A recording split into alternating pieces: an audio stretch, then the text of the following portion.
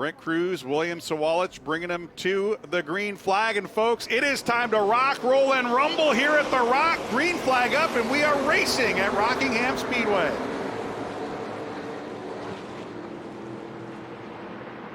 On the break, Brent Cruz going to get the jump. Here comes Tyler Reif trying to make it a battle for second down the backstretch and into three. Sawalich going to hold them off.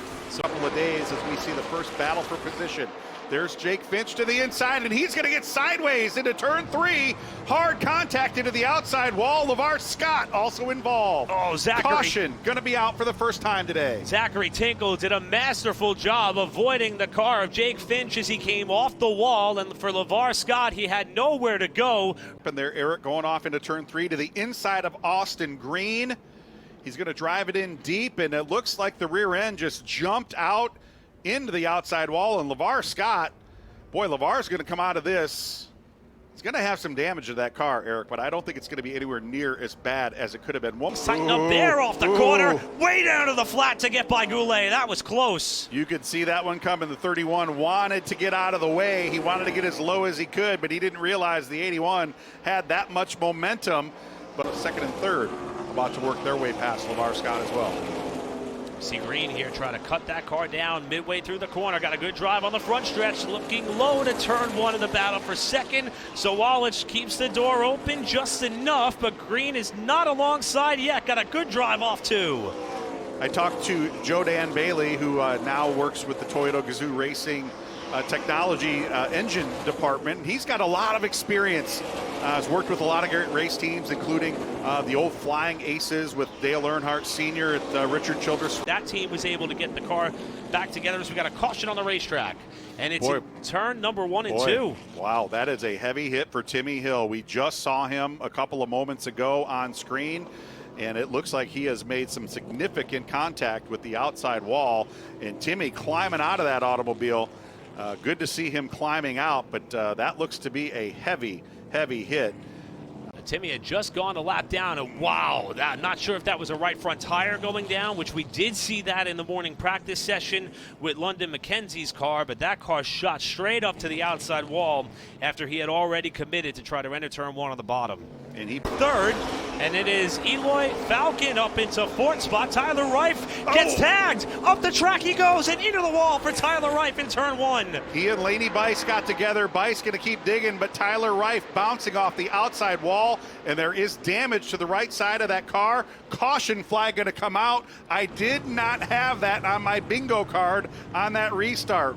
Get these cars repaired. Let's take one more look at it right there. And yeah, Laney definitely just drifted up the racetrack a little bit and got into the left rear quarter panel. I think Laney may have been trying to avoid Andy Jankowiak, who having a very strong run, but I think Andy has been rolling out of the corners a little bit to get a little more momentum off the corners, and Laney didn't expect that.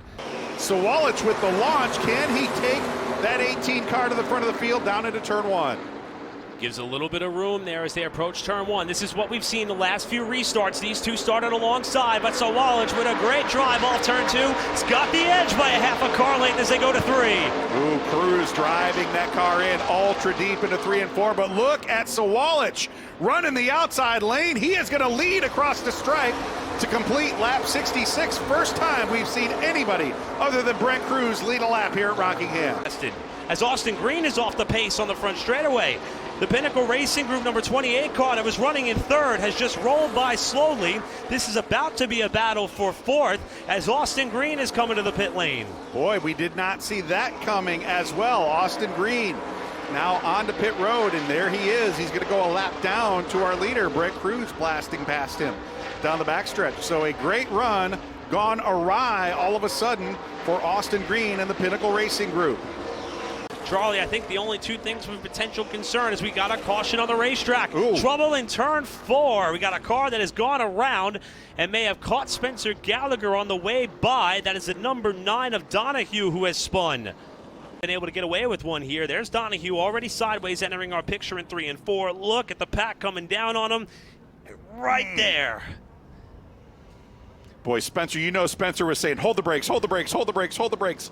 and the car just drifted down the racetrack, and Spencer, as you saw, had already committed to it. And be eligible to move up in his racing career. He's got a bunch of Truck Series races on the docket this season for Tricon Garage, but he wants a piece of hardware to go along with it. He's one lap away from grabbing a win at the Rock. White flag up for Brent Cruz. He has no pressure from behind. Cleanly down into turns 1 and 2 and down the backstretch for the final time. 5.6 seconds ahead of William Sawalich. Cruz keeping that car painted to the white line. He's off at turn 4. Brent Cruz gonna pick up the win here at Rockingham.